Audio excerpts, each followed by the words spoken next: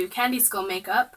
So first off, what you'll need is a glass of just regular water to rinse your brushes in, and then a paper towel to just dry them off a little. And number one tool, white. For your face, for just your base, black to do your eyes and your nose. And then to pull off the candy skull effect, you need different colors. So a bigger brush is usually used for bigger details, and of course, you have your detail brush. It's a sponge, so mostly you can just spread it over with no hassle. Okay, let's get started. First, we're going to start out with our base.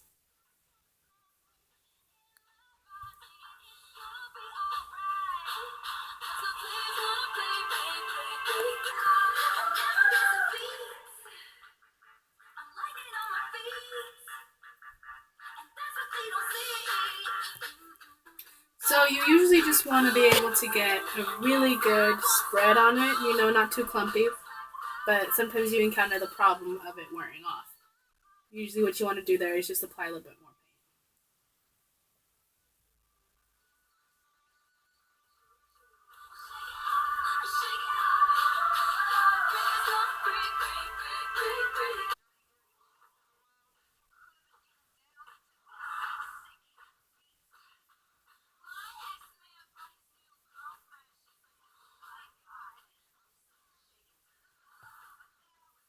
So usually, because of this unevenness, you're going to want to add 2 coats. In the meantime, while the first coat is drying, you want to be able to do your eye sockets. So, for your eyes and nose, it's a mixture of the broad brush and the detail brush. For your eyes, you're going to want to use the broad brush.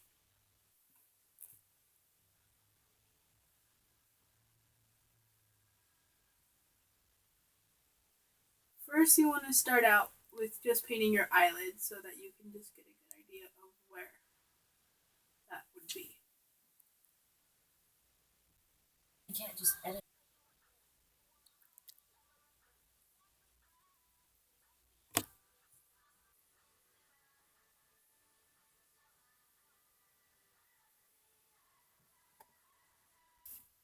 Usually, for those of you who have dark hair, you're going to want to make your eye socket go all the way over your eyebrows.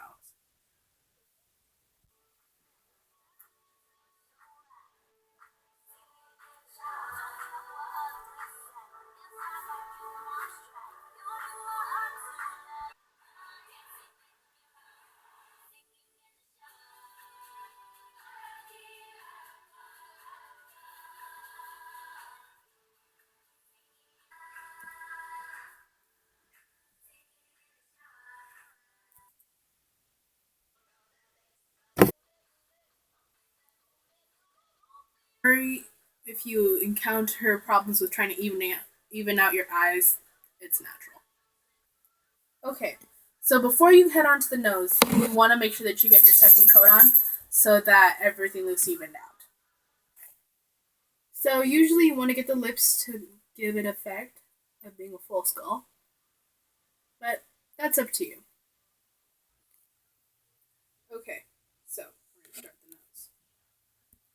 So depending on how big you want the nose or whatever, it just depends on you. So what I'm going to do is just going to start out from a little above my nostril and curve over here. And make sure to keep this straight line so that it looks like the carving is gone.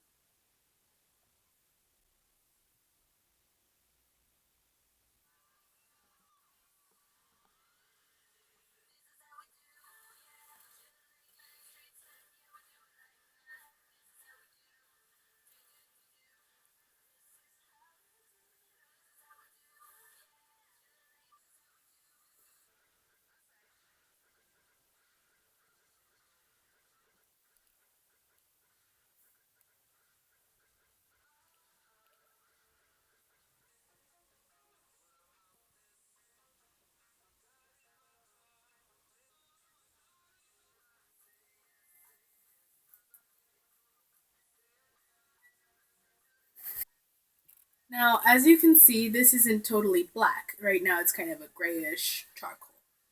So later on, a second coat is needed. Okay, so this next step, you're going to want to figure out what to do. For instance, you can do teeth, but I prefer just to do stitches because they're a lot easier. And to pull off the candy skull effect, we need lipstick. But in this case, we're just going to use paint. So for this case, I'm going to use purple as my main color. And that is what I'm going to use for my lips and for a flower design I'm going to do down here. So I've chosen purple for my lipstick.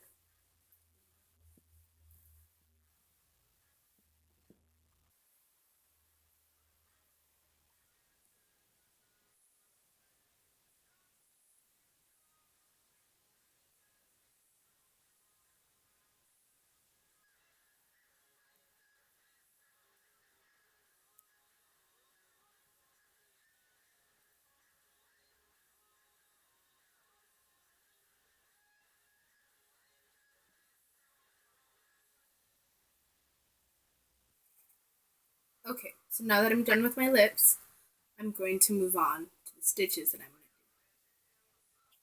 do. So you want to get a general idea of where you want to stop. Usually most people stop when they feel right here the end of their teeth, but it just depends on you.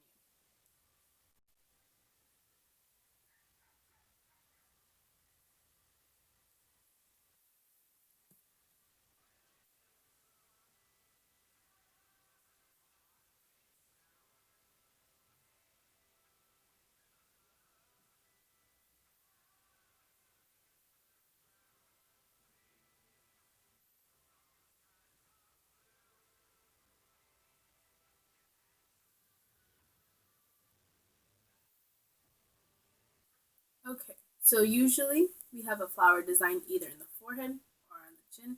I prefer chin. Okay, so for this part, because I want a little bit of contrast, I'm going to add blue into the flower. So of course, always rinse your brush out, and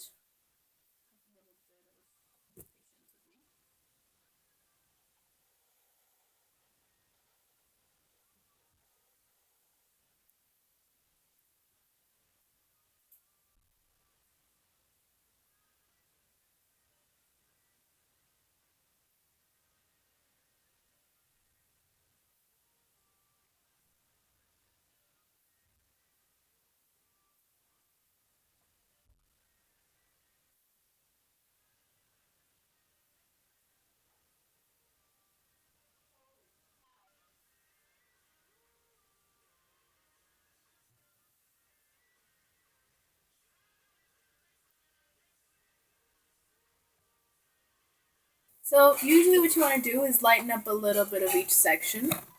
Right.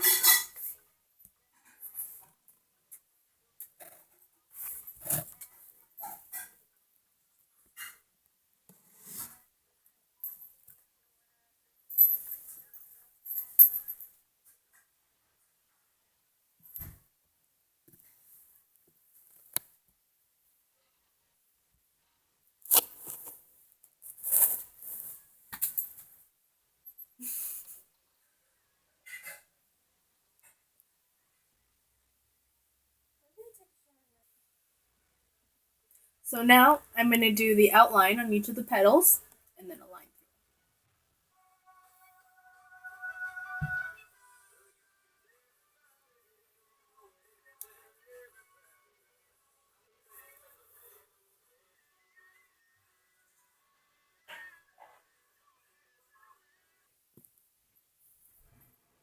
So I'm going to do some dots, some color to even out this unequal around my eyes so that it will pull off the candy skull effect.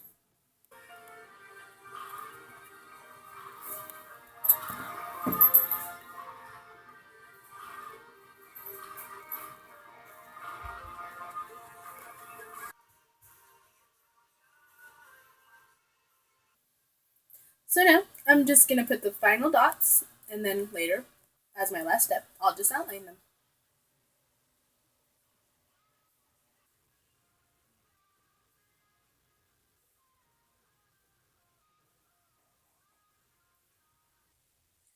So I finished outlining.